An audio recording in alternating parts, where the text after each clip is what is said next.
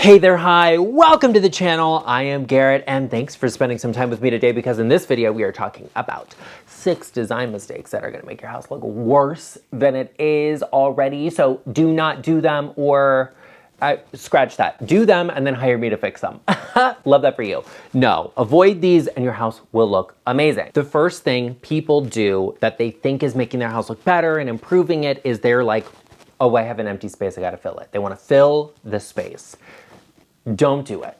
Do not rush into filling a space. Don't think there's an empty corner here, I gotta put something there. Don't do it. Don't rush to fill something up. And this is where people end up with a bunch of stuff just everywhere. And it's like the walls are all lined with every single different type of piece of furniture. It's like this little bookshelf and this is a shoe rack and then this over it. What is going on here? Like it's overload. Pare back a little bit. Before you look at an empty space and go, I can put something here, think about what can I take away? Pare it back a little bit when it comes to the furniture pieces, accessories, decor, artwork. You don't have to cover every inch of every wall. And a lot of clients will come to me and be like, what do I put here? And I'm like, you don't put anything there. That wall is not for a piece of art. That wall is to show off the wall color, okay? Like let her be. We don't have to fill up every single inch of everything because it's not making your house look better, more beautiful, more aesthetic, more modern, or more whatever it is you're after. It's making it look cluttered, and that's not doing you any favors. Something else that you think is gonna make your house look better, but is definitely not helping. Okay, probably is not gonna be the thing for you, is a snap decision DIY.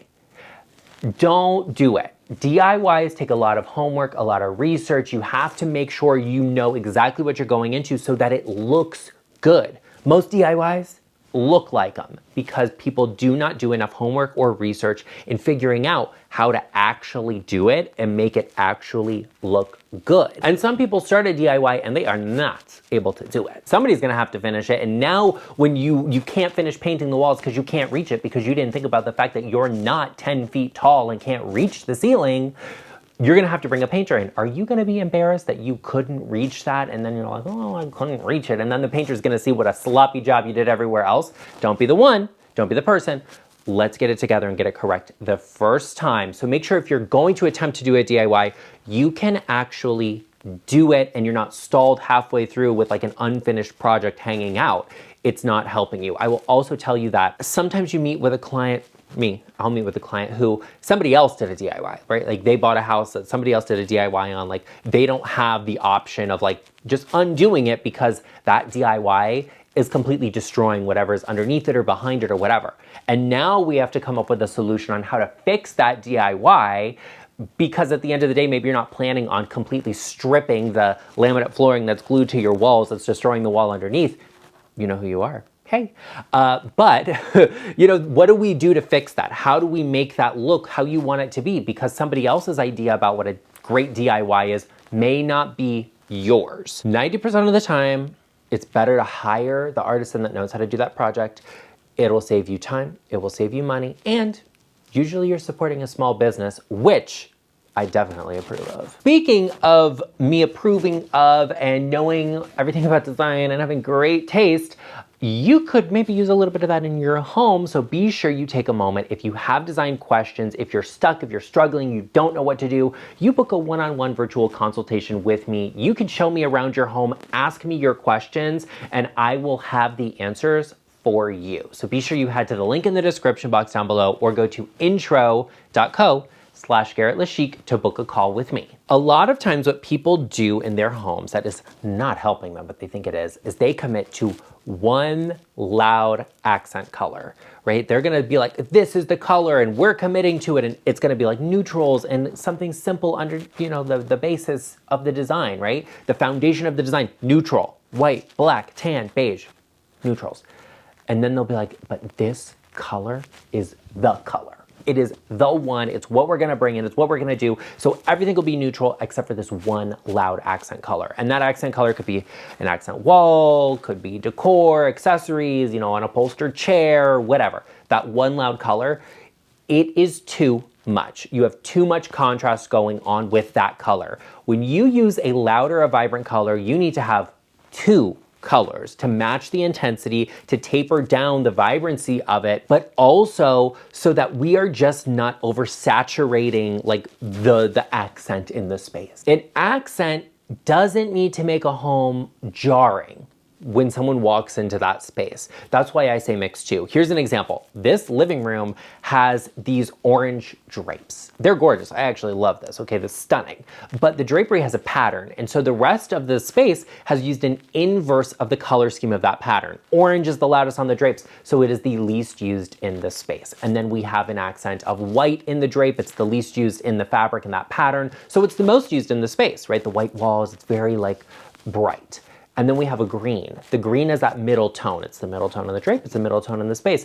By using the inverse of those colors, that accent doesn't feel quite so overwhelming or jarring in that space. And you want to do that in your home. So if you like an accent color and you're like, this is the one color for me, I love blue. I'm going to use blue everywhere. It's one of my favorite colors. Like it's the easiest. Blue for me is like white. It's like beige. Okay, it's like my favorite thing. But I'm going to pair that with a green because that to me really contrasts it. It has the same level of strength, and I can use that in more interesting ways rather than just use decor and accessories. I use a lot of artwork that has green. I use florals and plants that have green in them. I'm going to use that to create balance in the color scheme and the intensity of it so it doesn't feel like I just have one crazy vibrant accent. It feels a little bit more refined. And that's how you use a loud or vibrant color in your space. You pair it with another more saturated color and then a neutral base underneath. Something else that people do that thinks is like gonna be groundbreaking and change their entire home, but it's not actually helping them, is that they are organizing, but they're not decluttering. You need to hear this, okay? You need to write this down. Just because you organize something doesn't mean the organization is going to work. If you're not decluttering alongside it, you're probably not going to actually achieve your goals, okay? When you see someone going through their closet, like I'm not just going through my closet to look at what I have. I'm going through to organize it and declutter it, get rid of some of the things I'm not using that are no longer serving me. That is what you have to do in your space. A lot of content creators will be like, how to organize your house. I'm not an organizer. I'm not a professional in that field, okay? When it comes to interior design, babe, I know the answers. I got you covered. I'm not a professional organizer, and so I'm not just trying to hawk organizational products at you, okay? Like, oh, this little tray, this little tub is gonna change your life and reinvent your home. That's not gonna happen. You need to be decluttering when you're organizing though, otherwise you're not going to take advantage of the actual space that you have. You're not going to enhance it because sometimes you just have too much stuff and you need to let go of some of it. And that's not to say get rid of everything or lead like a minimalist lifestyle, right? If you have a number of things, make sure you have appropriate storage for them and then rotate them through. That's what I do in my house with accessories and decor and all sorts of stuff. Like I like to change things up. I might rehang the artwork or move where I put a piece of decor. Like that's fun for me, that's great. But it doesn't mean I always have to add something new in. It always feels like I have something new and something fresh, so it stops me from constantly buying new stuff because the space always gets reinvented in some way.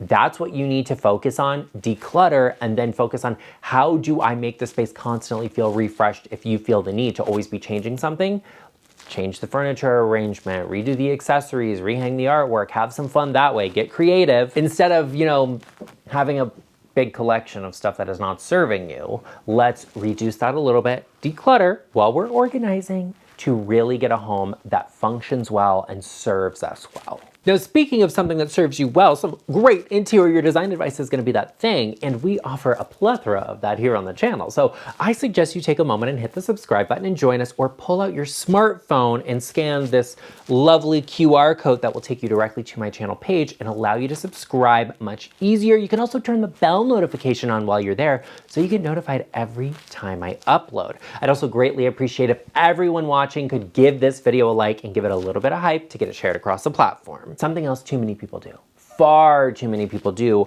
and they think they like found, like the glitch in the matrix, but they did not, is that they are deal shopping, not designing. Just because something is a good deal doesn't mean it's the perfect thing for you. And I say this all of the time, like it's the mentality my husband and I use when we're grocery shopping, right? We're just two people and two dogs. Okay, we're a family of four. But if I go and I buy in bulk, can I actually use all of whatever that is before it goes bad? If I can't, just because I got a better deal on the price per ounce or whatever of that thing it is, doesn't mean I actually got a good deal. Sometimes it may even cost you more. So buying the smaller package of whatever it is I'm looking at will serve me better. Like milk, for example. If I get like a big gallon of milk, it's cheaper per ounce, okay? But we won't finish it before it goes bad. So we will get a smaller quantity of milk because we'll actually be able to use it. So we're getting the full value out of our dollars there. You have to keep that same mentality when it comes to furnishing your home. Just because something is a good deal or cheap does not mean it is the right thing for you. When you're looking at furnishing your home, these are long-term things, okay? When you bring something in, it is not a short-term little situation. Like this couch I've had here in my office, I made sure it was amazing quality before it came into this home, okay? That it would last me, and it's been here for 5 years. And I love it. I'm obsessed, okay? It's still gorgeous. I still love it. I've actually toyed around with replacing it, and my husband is like, but it's still so nice. Like, why would we even do that? And I'm like, you know what? Like you clocked that. Like, that's true. Okay, so let's hang on to it. That's what you need to be doing. I set like a 5-year timer. Am I going to want to keep this? Am I going to have it? Is it going to last me at least 5 years? And if the answer is yes, then I say, okay, after 5 years, is it going to be so broken down and so worn out that I'm gonna throw it away? Or is it gonna be something that I can either give away, I can donate, I can sell, so it has an extended life after I'm done with it? Because maybe you won't keep everything forever, okay? I like to refresh my house. Okay, like it's not a time capsule in here. Those are the questions you have to be asking yourself to make sure that we're not just contributing to like this cycle of stuff and waste and, you know, all of this. Like, I'm not going to engage in that. Okay. I'd rather save my money for things that actually matter or things that will last me. Those are questions to ask yourself when you are buying. Just because something is cheap does not mean it is the perfect fit or the right thing, or you're going to buy it and it's going to be a good deal and sit there until you realize, oh wait, it's not any good at all. So now I'm just going to get rid of it and I'm going to replace it with something else. Well, that just cost you way more than it would have had you just bought the right thing the first time. That doesn't make any sense. Do not just buy something because it is cheap. Actually design your home. Buy something because it is intentional and it makes sense in that space, not just because you got a good deal on it. Something else people do to their homes that they think is helping them, and is definitely not, is they try to change what the space is. They try to make it into something it's just not, and it will never be. They're trying too hard to force something that is not supposed to be that way. Like, what does that even mean because it's so general? Let the architecture of the home guide you. If your home is not modern, trying to make it modern is not going to do what you need it to do. And a lot of times people will be like, should I renovate? Should I do this? Should I tear all the walls down and do all of this? Oh, but the structure isn't this, so we're gonna have to do this and add a beam. That is so much. Your house is telling you that it doesn't want to be that thing. So work within the boundaries you have there. Make some small changes that enhance the usability, but you don't have to go with some like groundbreaking thing that completely transforms the whole intention of the house. If you want a modern house, get a modern house, because your traditional one is never actually going to be that thing. Now, here's an example. This is very clearly supposed to be a colonial style home, but there's been a renovation that's happened here. It's become cool toned. All of the walls have been painted this cool tone gray, and we've done marble floors, trying to make the house look modern, like it's a contemporary home. It doesn't look modern. It doesn't look particularly good, and it looks like it's trying to be something it is not. Instead, if you work within the boundaries of a space, if you take the architecture and say, okay, what do I have here? What makes sense in this context? What flooring color makes sense here? And then what sort of wall color makes sense here? Because painting your house is not inexpensive, okay? You need to nail that the first time, all right? Sometimes that takes a little bit of a designer's help to get the right color, but you could have easily done that in this space. And then you did something completely different for furniture. Architecture and the furniture in the house are not the same thing. They don't even have to be friends. They can literally be completely like diametric opposites. And that actually looks really good. So if you take a traditional style home and bring a lot of modern furniture into it, it will work. It will work if you do things intentionally. If you use the right color scheme, you use the right furniture layout, it will work, and it will look so much better, so much more elevated, luxurious, expensive, timeless, and intentional than it does to try and just like throw some paint on the walls and make it look like it's modern, because it's not going to be. You don't need all of these things that are trying to be something groundbreaking that don't fit that architecture of the space. Stop trying it because it's not working.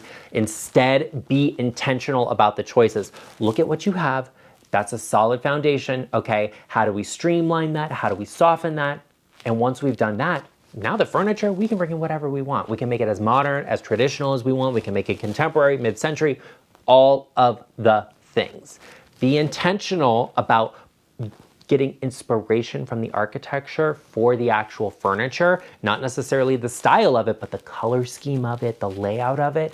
And you can easily make a traditional home feel modern without having to reinvent the wheel, because the wheel already works, okay? Like, there's only one way to make it. You're not going to do something completely different here. Well, there you have it, everyone. Here are 6 things that are not helping you out at all in your home, and you should avoid doing them, but you should also avoid doing these 6 design mistakes that are making your house look cheap. Avoid them at all costs. Be sure you check out that video right over here, and I will see you over there.